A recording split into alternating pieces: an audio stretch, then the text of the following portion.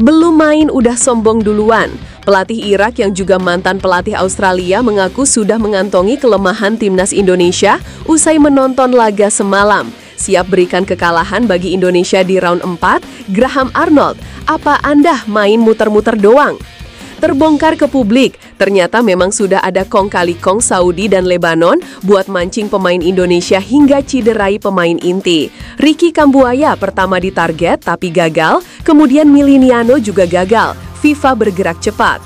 Komentar pedas pelatih Lebanon ke timnas semalam, sebut mainnya minim kreativitas dan sebut gak ada peluang berbahaya. Miodrag Radulovic, pemain doang Eropa tapi muter-muter. Udah gitu 0 shot on target lagi. Simak informasi selengkapnya sebagai berikut.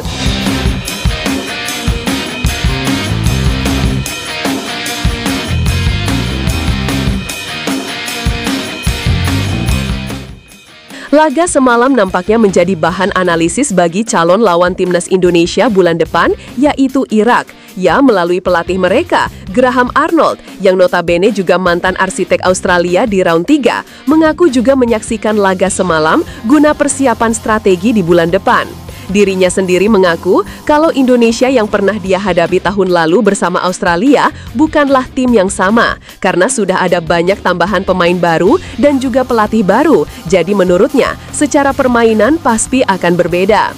Graham Arnold sendiri memang baru ditunjuk oleh Federasi Sepak Bola Irak beberapa bulan lalu menggantikan Jesus Casas yang dianggap gagal membawa skuad Irak mengamankan beberapa poin penting saat berlaga di round 3. Hal itu juga membuat Irak saat itu tersingkir dari peta persaingan dua tim teratas untuk bisa langsung lolos Piala Dunia dari round 3 dan ya, Graham Arnold masuk sebagai gantinya. Secara head-to-head dengan Irak di 3 laga terakhir, memang Indonesia kalah segalanya. Total 3 kali kalah dan 1 kali kalah itu dibantai Irak di Basrah 5-1. Sedangkan 2 kekalahan lainnya yaitu saat di Piala Asia Senior 2023 lalu dan juga round 2 di leg kedua saat jumpa Irak di GBK Juni tahun lalu dan Indonesia kalah dengan skor 0-2. Namun secara track record melawan Graham Arnold sebagai head coach, Indonesia setidaknya punya catatan positif dengan menahan pasukan Kangguru tahun lalu di GBK 0-0. Tapi ya jelas, itu skuad berbeda dan pelatih berbeda, karena saat itu Arnold masih melatih Australia dan timnas Indonesia masih dilatih Shin Tae-yong. Graham Arnold sebagai seorang head coach Irak mengaku kalau dari laga semalam, dia baru saja mengantongi kelemahan timnas Indonesia untuk di bulan Oktober. Dirinya memang tidak menyebut secara rinci apa itu, tapi yang jelas kita pahamlah kalau finishing dari Indonesia masih cukup buruk dan sulit masuk area kotak. Dengan absennya oleh Romeni, memang membuat lini depan kita agak sedikit tumpul. Walaupun ada Mauro Zylstra, tapi ya dia sebenarnya belum matang banget. Karena di laga semalam total 4 back langsung mengawal dia di area kotak, dan itu membuat umpan-umpan crossing yang coba dilayangkan kepadanya selalu kandas. Graham Arnold mengatakan bukan tidak mungkin kalau bulan depan dirinya berusaha menerapkan strategi defensif melawan Indonesia. Karena ya sama seperti kasus lawan Australia kemarin, Indonesia dibiarkan kuasai bola, menyerang dan memainkan ritme, tapi sangat kocar-kacir saat diserang balik. Menurutnya itu salah satu tipik lemah Indonesia yang berbeda dengan gaya main STY dulu. Selain itu dia juga menyebut kalau Indonesia minim kreasi dari lini tengah, sehingga hanya muter-muter kiri kanan, lalu kadang ke tengah dan back pass ke belakang. Saya tentu pernah melawan mereka dengan tim yang berbeda, tapi itu adalah tahun lalu dan semuanya sudah sangat berubah. Saat itu pemain mereka tidak sebagus ini secara individu dan pelatih mereka bukan ya Patrick. Tentu saya perlu menganalisis kekuatan mereka terbaru, ucap Arnold. Ya, mereka mainnya terus begitu, kanan, kiri, kanan, dan back pass. Mereka mungkin belum punya banyak chemistry karena ada pemain baru, tapi yang jelas saya sudah catat beberapa poin penting yang bisa dimanfaatkan untuk bulan depan. Bisa saja kami tidak menerapkan gaya main indah bulan depan. Anda tahu, kami hanya butuh tiket ke Piala Dunia dan 2 kemenangan itu sangat penting. Kami gak perlu gaya main indah. Jika main bertahan total lawan Indonesia pun tidak akan jadi masalah, asal kami bisa menang, tutupnya. Terbongkar ke publik, ternyata memang sudah ada kong kali kong Saudi dan Lebanon buat mancing pemain Indonesia hingga ciderai pemain inti. Ricky Kambuaya pertama ditarget tapi gagal, kemudian Miliniano juga gagal, FIFA bergerak cepat. Di balik pertandingan uji coba semalam, memang banyak drama yang didapat sepanjang laga itu berlangsung. Mulai dari pemain Lebanon yang main kasar, ambil kaki pemain timnas dan berusaha memancing-mancing, sampai ke keributan di penghujung laga yang mengakibatkan sang El Capitano Jai Itzes juga tersulut.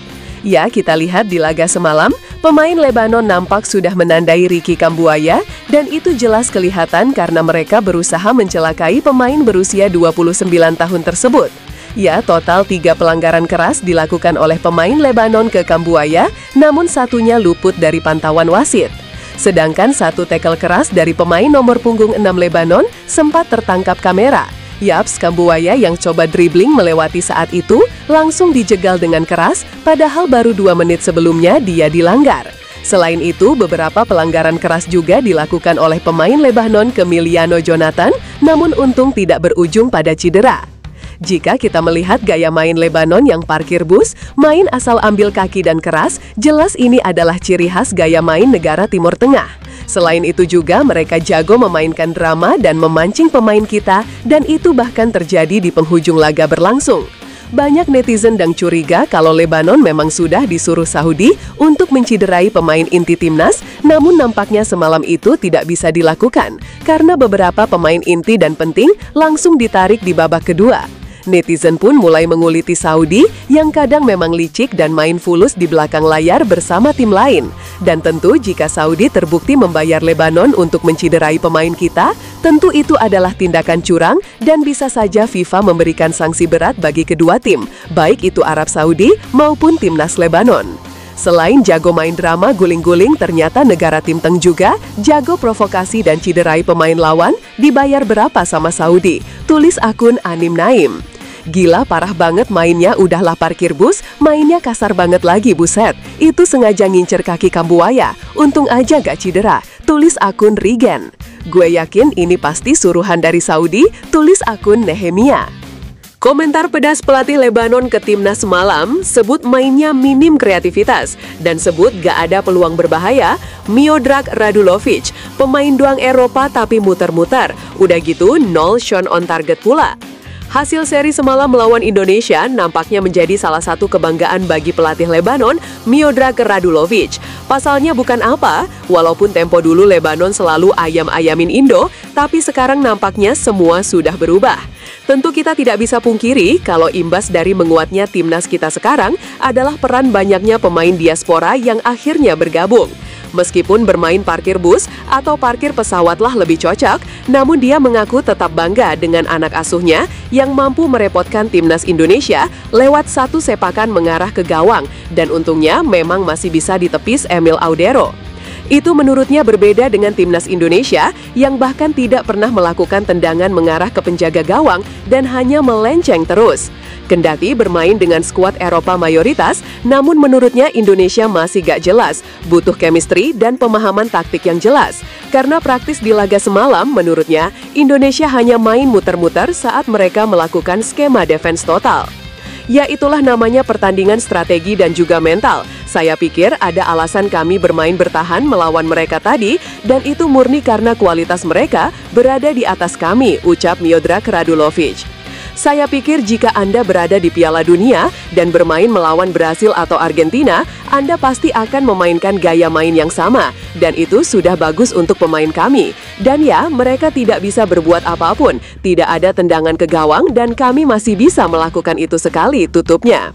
Wah, gimana pendapat kalian, guys? Jangan lupa tinggalin komentar kalian di bawah ya. Yang komen aku doain besok ditimpa uang 500 juta, hehe.